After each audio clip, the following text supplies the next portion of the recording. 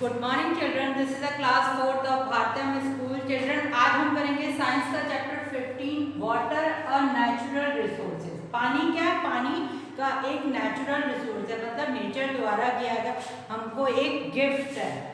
Source of water, तो पानी के कौन से सोर्स होते हैं? सबसे मेन सोर्स होता है rain. Rain is the main source of water.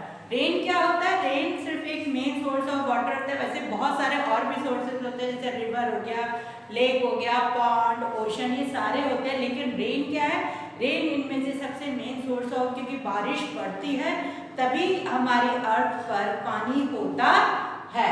Next है precipitation. Precipitation is the falling of water on the earth is the form of. Precipitation वो चीज उसको कहते हैं जैसे रेन, हेल, स्नो, स्लेट। इन चीजों को हम जो मतलब जैसे पानी गिरता है या फिर बर्फ गिरती है या फिर जैसे तूफान आता है, उस चीज को हम प्रेसिपिटेशन कहते हैं। क्या बोलते हैं? Precipitation is the falling of water, मतलब पानी जो गिरने का जो प्रोसेस है उस चीज को हम प्रेसिपिटेशन कहते हैं। क्योंकि सबको पता है कि बिना वाटर के अर्थ पर कुछ भी पॉसिबल नहीं है। अगर हमारी बॉडी है तो उसको भी पानी की जरूरत होती है, इसीलिए। अब है अंडरग्राउंड वाटर। अंडरग्राउंड वाटर क्या होता है? जो जमीन के अंदर पाए जाने वाले वाटर को हम अंडरग्राउंड वाटर कहते हैं। मेनली क्या होता है, जब बारिश पड़ती है तो क्या होता है, बारिश की जो बूंदें होती हैं वो जमीन के अंदर पोर्स के, पोर मतलब जैसे ये जमीन है, मान लीजिए यहाँ पर क्या होता है, छोटे छोटे छोटे छोटे पोर्स मतलब छेद होते हैं, जिन पे जब बारिश पड़ती है तो वो क्या होती है, बारिश इन जमीन के अंदर नीचे की तरफ जाती है और वो जाकर नीचे नीचे मतलब जो जगह होती है वहां पर स्टोर हो जाती है। उस चीज को हम ग्राउंड वाटर कहते हैं। अब क्या होता है ग्राउंड वाटर? क्या होता है ग्राउंड वाटर से ही, जैसे जो जमीन का पानी, ओशन में पानी कहाँ से आता है? बारिश से, और वो जो जमीन में इकट्ठा होता रहता है।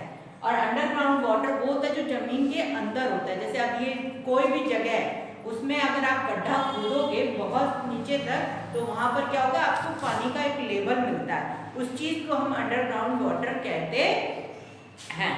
अब अंडरग्राउंड वाटर को आप बाहर कैसे निकाल सकते हो? ट्यूबवेल के जरिए, या फिर सबसे पुराने समय में क्या था, सिर्फ कुएं होते थे जिसके जरिए आसानी से पानी को हम निकाल सकते थे। आजकल क्या हो गया, पानी की शॉर्टेज होने की वजह से जो अंडरग्राउंड वाटर है उसका जो लेवल है वो बहुत ज़्यादा नीचे चला गया है। तो उसको निकालने के लिए आपको ट्यूबवेल या फिर हैंडपंप की ज़रूरत पड़ती है। अगला है नेक्स्ट, रेन फील्ड रिवर। वो रिवर्स जो बरसात के समय में सिर्फ बहती हैं, वो जैसे गोदावरी, कृष्णा, कावेरी, ये वो रिवर्स हैं जो सिर्फ सीजनल, इनको हम सीजनल रिवर्स भी बोल सकते हैं या फिर रेन फील्ड रिवर भी बोलते हैं, क्योंकि ये सिर्फ बरसात का जब बारिश पड़ती है तो इन नदियों में पानी होता है। अब स्नो फील्ड रिवर वो रिवर्स होती हैं जो पूरे साल इन रिवर्स में पानी होता है। गंगा, यमुना, ये वो रिवर्स है। ब्रह्मपुत्र हो गया, ये स्नो फील्ड रिवर्स होती हैं। इनमें क्या होता है, पूरे साल पानी होता है। गंगा आप सभी को पता है कहाँ से निकली हुई है, गंगोत्री से, और यमुना यमुनोत्री से। उसके बाद ये दोनों रिवर्स जो हैं वो आगे जाकर ब्रह्मपुत्र और अलग नदियों में डिवाइड होती है। तो इनमें क्या होता है, क्योंकि बर्फ जो है माउंट एवरेस्ट पर हमेशा रहती है, गंगोत्री में हमेशा ऊपर बर्फ रहती है। जब वो मेल्ट होती है तो उसमें क्या होता है, क्योंकि वो बर्फ धीरे धीरे पूरे साल मेल्ट होती रहती है, इसलिए इन रिवर्स में जो पानी है हमेशा रहता है। अब है डैम्स। डैम क्या होते हैं? Dams and canals. डैम क्या होते हैं? जो नदियों के ऊपर बनाया जाता है उनको हम डैम्स बोलते हैं। डैम्स बनाने से क्या होता है कि एक तो जो पानी है उसको आप स्टोर कर सकते हो, और डैम्स में बिजली भी बनाई जाती है। डैम्स इसलिए भी बनाए जाते हैं क्योंकि वहाँ पर फिर पानी के जरिए हम लोग बिजली बनाते हैं, उसको हम हाइड्रो इलेक्ट्रिसिटी बोलते हैं। क्या बोलते हैं? हाइड्रो इलेक्ट्रिसिटी बोलते हैं।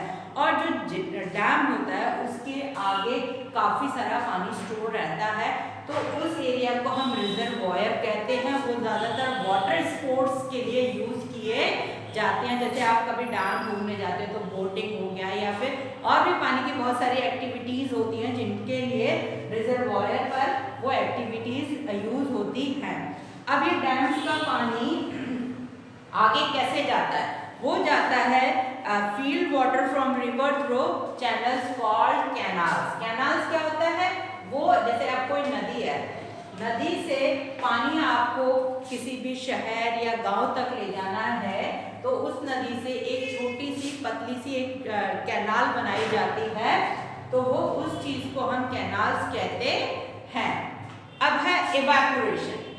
इवैपोरेशन क्या है? इवैपोरेशन एक बहुत बड़ा प्रोसेस है। इसमें क्या होता है कि जैसे पानी नदियों में आपने देखा होगा कि जो पानी है वो हमेशा फुल रहता है। जब सूरज पड़ता उस पानी पे पड़ता है तो क्या होता है, वो पानी गर्म होता है। और देखा आप, चलिए मैं एक एक्सपेरिमेंट आपको बताती हूँ।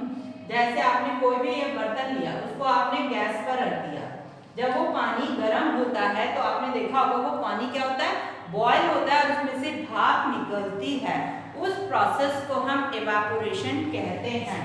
अब कंडेंसेशन क्या होता है? कंडेंसेशन वो प्रोसेस होता है, अगर आपने इस बर्तन पे एक प्लेट रख दी, फिर क्या होता है, वो भाप जो होता है उसमें देखा होगा जब आप उस ढक्कन को उठाते हैं उसमें पानी की जो ड्रॉपलेट्स होती हैं उस चीज को हम कंडेंसेशन कहते हैं, क्योंकि जो भाप है ऊपर जाकर ठंडी होती है और फिर वो पानी के बूंदों में चेंज होती है, उस चीज को हम कंडेंसेशन कहते हैं। इवैपोरेशन एक मेन प्रोसेस है जो इस एटमॉस्फेयर में है, क्योंकि उससे क्या होता है कि बारिश पड़ती है। जैसे देखा होगा गर्मी के बाद हमेशा बारिश आती है, तो उसमें क्या होता है, जैसे जैसे सूरज की गर्मी होती है पानी इवैपोरेट होकर कहाँ जाता है, एटमॉस्फेयर में जाता है। और वहाँ पर जो पानी की जो बूंदे हैं वो स्टोर हो जाती हैं क्लाउड्स में जाकर। फिर वो क्लाउड्स क्या होते हैं, वो जब मतलब बहुत ज़्यादा पानी स्टोर हो जाता है तो फिर वो बारिश के रूप में नीचे आने लगता है।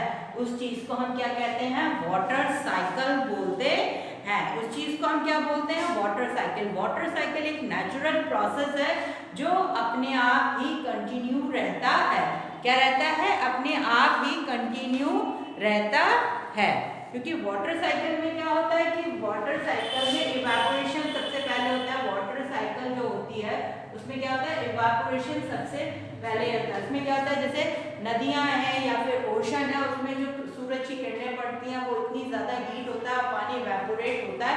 इवैपोरेट होकर क्लाउड्स में जाता है, फिर वो क्लाउड्स में वहाँ जाकर ठंडा होता है। फिर जैसे जैसे गर्मी ज़्यादा होती है, ह्यूमिडिटी बढ़ती है, तो क्या होता है, ये इवैपोरेशन का जो प्रोसेस है वो तेजी से बढ़ता है। देखा होगा गर्मियों में आपने कपड़े कितनी जल्दी सूख जाते हैं। अगर बारिश का मौसम होता है तो कपड़ों को सूखने में समय लगता है। तो उसमें क्या होता है कि इवैपोरेशन की वजह से जो प्रोसेस है वो बहुत तेजी, गर्मी की वजह से जो इवैपोरेशन का जो प्रोसेस है वो बहुत तेजी से होता है। और उसकी वजह से क्या होता है, जो वाटर है वो ऊपर जाकर ड्रॉपलेट्स में इकट्ठा हो जाता है क्लाउड में, और उसके बाद वो बरसात के रूप में नीचे गिरता है। इसमें क्या होता है कि जो साइकिल है, ये वाटर साइकिल एक नेचुरल प्रोसेस है, तो जिसकी वजह से हमारी अर्थ पर जो पानी है वो हमेशा रहता है, मेंटेन रहता है। इसीलिए क्यों कहते हैं कि पानी जो है वो एक नेचुरल सोर्स है, इसलिए हमको इसको बचाकर रखना चाहिए। क्योंकि हमारी जैसे जैसे पॉपुलेशन बढ़ती जा रही है, पानी का खर्चा उतना ही बढ़ता जा रहा है, इसलिए हमको कोशिश करनी चाहिए कि हमको पानी कम से कम जितना ज़रूरत है उतना ही यूज़ करें। क्योंकि रेन क्या है, rain main source of water है। क्योंकि बारिश जो है वो हमारी जो पृथ्वी के पानी के लिए एक मेन सोर्स ऑफ वाटर है। जैसे अगर आप पानी का ज़्यादा यूज़ करेंगे तो क्या होगा कि एक नेचर जो है वो डिस्टर्ब हो जाती है। तो इसलिए नेचर को पूरा जिस तरीके की नेचर है उसी हिसाब से हमको उसको यूज़ करना चाहिए। तो चिल्ड्रन, ये आपको समझ आ गया हो कि water is a natural resource. तो हमको इसको कैसे प्रॉपर, मतलब कौन कौन सी चीज़ें, rain feed river, snow feed river, precipitation होता है, अंडरग्राउंड वाटर होता है, और मेन है वाटर साइकिल। वाटर साइकिल क्या होती है, एक नेचुरल प्रोसेस है। क्या है, एक नेचुरल प्रोसेस है जो एटमॉस्फेयर में वाटर के लेवल को कभी भी रिड्यूस नहीं होने देता, कभी भी कम नहीं होने देता है।